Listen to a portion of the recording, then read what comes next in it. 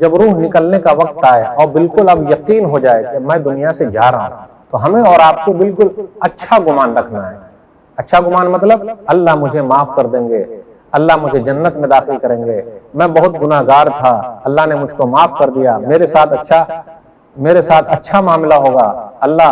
مجھ کو جنت میں داخل کریں گے، میرا حساب و کتاب نہیں لیں گے، یعنی اللہ کے ساتھ اچھا گمان۔ جیسا گمان رکھیے گا ویسا ہی ہوگا۔ حدیث کے اندر آیا، صحیح مسلم کتاب الجنہ و نعیمہا کتاب نمبر 51 حدیث نمبر 2877، نبی صلی اللہ علیہ وسلم نے فرمایا لا یموتن احدکم الا وهو یحسن باللہ الظن، تم میں کا کوئی بھی آدمی جب مرے تو آخری وقت میں اللہ سے اچھا گمان رکھے۔ اب غور کیجئے، روح نکلنے سے پہلے تک ہمیں اور آپ کو دونوں طرف رہنا ہے، مطلب ڈرنا بھی ہے اور امید بھی رکھنا ہے، رجا اور خوف۔ امید مطلب اللہ کی جنت سے امید، ڈرنا اللہ پکڑنے والے ہیں، اللہ کی پکڑ بہت سخت ہے، کہیں اللہ پکڑ نہ لے، اللہ حساب و کتاب نہ لے تب تو میں پھنس جاؤں گا، جواب نہیں دے پاؤں گا، یعنی اس طریقے کا ڈر اور خوف ہونا۔ میرے پاس گناہ بہت زیادہ ہے، مجھے تو اللہ معافی نہیں کریں گے، جی نہیں، ایسا بالکل نہیں۔ تو یہ ہوتا ہے جب روح نکلنے سے پہلے تک کا یہ مسئلہ، لیکن جب روح نکلنے کا وقت آ گیا، اب آخری وقت آ گیا، تو دل میں ایک ہی چیز آ جائے، مجھے اللہ معاف کر دیے، مجھے اللہ جنت میں داخل کریں گے، تو یہ اچھا گمان رکھنا ضروری ہے۔ آئیے ایک روایت پر اور غور کریں، سنن ترمذی کتاب الجنائز کتاب نمبر 8 حدیث نمبر 983، نبی صلی اللہ علیہ وسلم ایک نوجوان کے پاس گئے۔ دیکھیں جوانی میں بھی موت آتی ہے، ایسا نہیں کہ بوڑھے ہونے کے بعد ہی مریں گے، کب مر جائیں پتہ نہیں، کب کسی کا بلاوا آ جائے پتہ نہیں۔ انس رضی اللہ تعالیٰ عنہ اس حدیث کے راوی ہیں۔ کیا ہوا، نبی صلی اللہ علیہ وسلم جب اس کے پاس پہنچے تو کہا کیف تجدک، کیسا پا رہے ہو، کیسا محسوس کر رہے ہو؟ روح نکلنے کے وقت کے پہلا وقت ہے، روح نکلنے سے پہلے کا وقت ہے یہ، اب روح نکلنے والی ہے تو اس سے پہلے جو آدمی ہوش میں ہے، بے ہوشی آنے سے پہلے کا وقت ہے، کیسا محسوس ہو رہا ہے، کیسا پا رہے ہو؟ غرغرہ چالو ہونے سے پہلے کا وقت ہے۔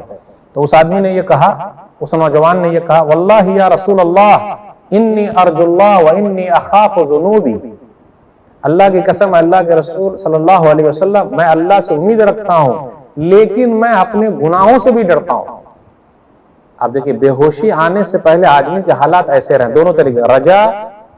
اور خوف، یعنی امید بھی اور ڈر بھی، یعنی میں اللہ سے ڈرتا ہوں اور میں اپنے گناہوں سے ڈرتا ہوں اور اللہ سے امید رکھتا ہوں، یہ ہونا چاہیے۔ نبی صلی اللہ علیہ وسلم نے فرمایا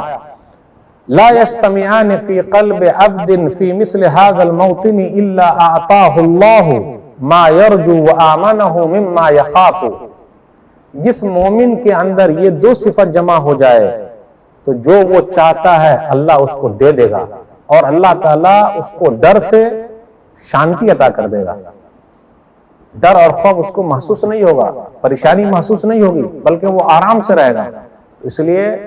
آخری مرحلہ جب آ جائے تو بس ایک ہی چیز دل میں لے کے جانا ہے کہ اللہ تعالیٰ مجھے معاف کر دیے، اللہ مجھے بخش دیے، اللہ مجھے جنت میں داخل کریں گے۔